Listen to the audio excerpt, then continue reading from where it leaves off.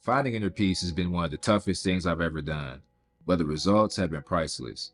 We all struggle with something, whether it's failures, disappointments, being ourselves, living up to expectations or standards, people coming into your life and betraying or misleading you, or just not being on the timeline that we sought after. It's easy to allow that negativity to consume us and change the way we look at ourselves individually. Or sometimes we even take the approach of being content with that struggle, but peace starts within. And when you allow the wrong energy into your life, you're opening the door to the worst outcomes. Inner peace is beautiful, and here's how I found mine. For starters, I focused on prioritizing my frequency. I prioritize being authentic and having conviction in the way I operate. Ultimately, everything you allow in your life has the potential to impact you in some way, some bigger than others. And it became especially important when I realized I had to become clear on what I wanted my life to look like and what I didn't want my life to look like.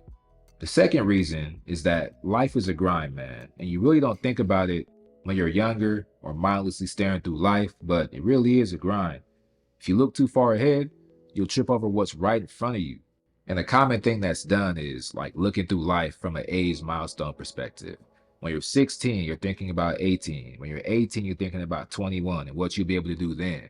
When you're 21, you're thinking 25 and damn, I'm going to be making six figures. I'll be married with 18 kids by then, right? And I think maybe the ages are adjustable, but you get the idea.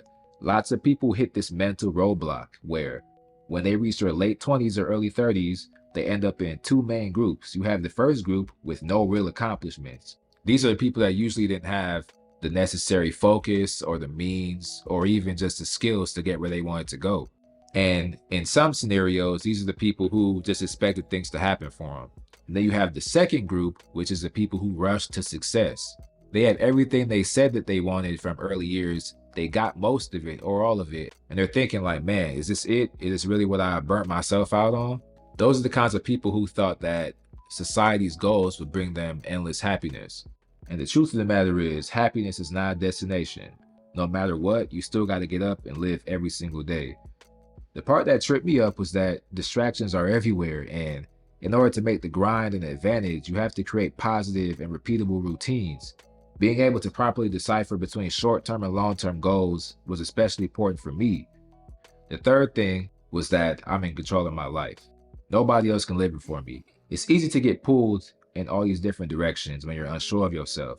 So I never allowed anyone to talk me into doing anything or living a life that didn't resonate with my mind or my purpose. People are always going to have opinions about what you should be doing or what you need to be doing, putting a battery in your back and telling you what you should think or what you should be allowed to say.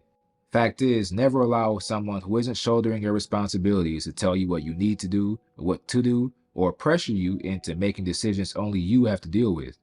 At the end of the day, I know myself and I recognize the power in not letting things just happen to me. I owe it to my future self to not make decisions that would compromise his well-being. Another thing is, I don't allow other people to transfer their energy to me. Misery loves company, as they say, and oftentimes you'll notice this when angry or dysfunctional people want you to join in on their struggle. So this can include things like people who try to get you to do irrational things or pull you into that you don't want to be a part of. Then you got other people who try to sell the perfect image of certain things to you when in reality it's not really that way.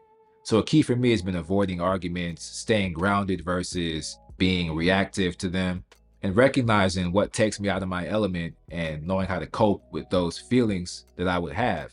Staying in my frame has been one of the best ways to deal with that and not getting caught up in their emotion. Communication and energy are conveyed in many different ways: verbal, written, body language, you name it. But bad communication is easy to spot.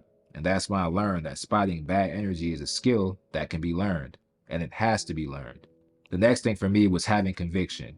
I talked about it before, but it took me a long time to get to this point. But I have conviction in myself. In this world of 8 billion people, there's going to be different cultures and lifestyles and views and values. Naturally, everybody isn't going to agree on everything. And people are always going to have their own opinions and thoughts and ideas as to who you are and how you should live, especially when you live differently than them or have ideas that they can't understand. So for example, with YouTube, as a content creator, I'm going to share some ideas on my channel that some people are not going to agree with. Hopefully people who watch these kind of videos, they kind of enjoy what I have to say, but again, you're always going to have some people who don't. So it is what it is. But I think people have a natural tendency to question themselves whenever they're challenged on something. But there's a difference between being hard-headed and being spineless. And keeping an open mind is important, but having certainty is even more important sometimes. You can't just listen to everybody, man. And one of the big keys for me is that the greatest successes and the biggest failures are just moments. Days are long, but years are short. And that can honestly be looked at both ways, positive or negative. Those challenging, disappointing, tough moments seem to last forever, man. Like, I've been down bad a couple times in life, and it seemed like I was never going to get out of it, or get out of that feeling, that mental or that emotional state. And ultimately, just looking back on it, like those were moments, man. Those are moments I couldn't wait to get past, and I don't want to go back to it, but those were still moments. Just like the best moments are still moments as well. And we want to stay in those moments for as long as possible. So when you're having a small win or celebrating something or just experiencing happiness, really try to capture that moment and revel in it. Appreciate it for what it is. Always try to remember two things. Don't let negativity and struggles block me from seeing the light at the end of the tunnel. And don't take those great moments for granted.